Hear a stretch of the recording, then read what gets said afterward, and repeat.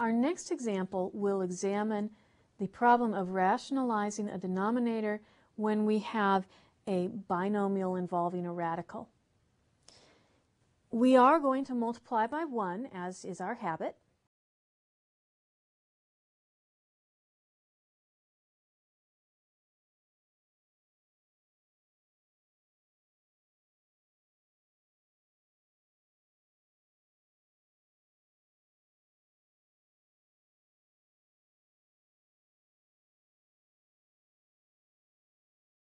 We add the square root of 6.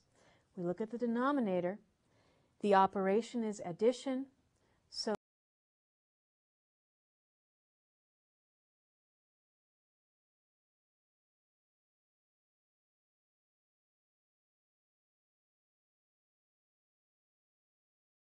the square root of 6. We need to multiply by that in both numerator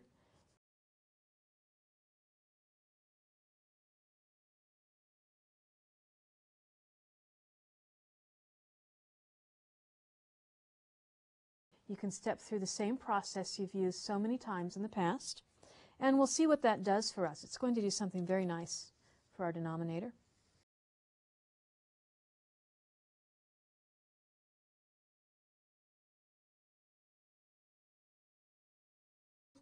Is a square root of 6, square root of 3 times the square root of 6, and it's going to be a subtraction minus the square root of 18.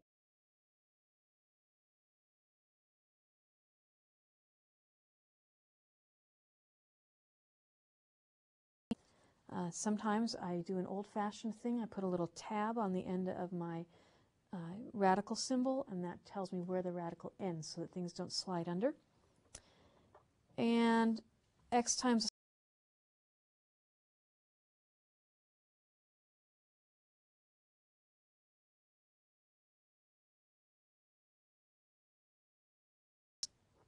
okay.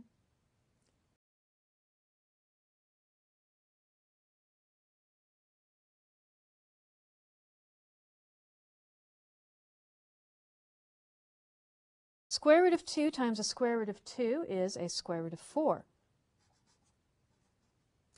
And a square root of 2 times a square root of 6 is a square root of 12. This one is subtracted.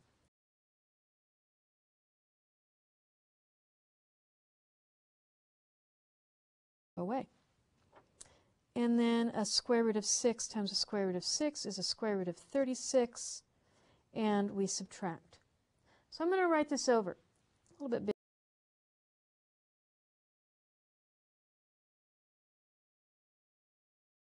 Subtract x times the square root of 2, add x times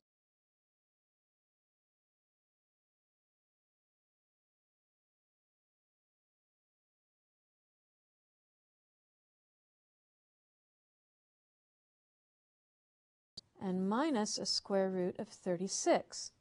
Well, this is where a beautiful thing happens.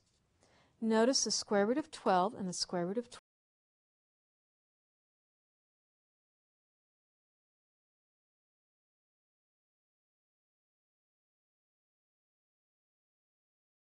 Radical, because now we can see that in our denominator we have the square root of 4 is 2 minus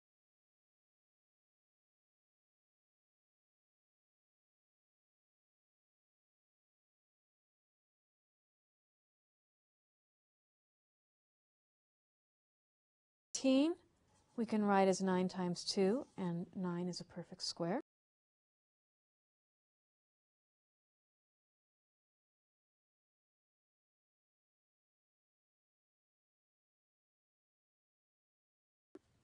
So we have a square root of 6 minus 3 times a square root of 2.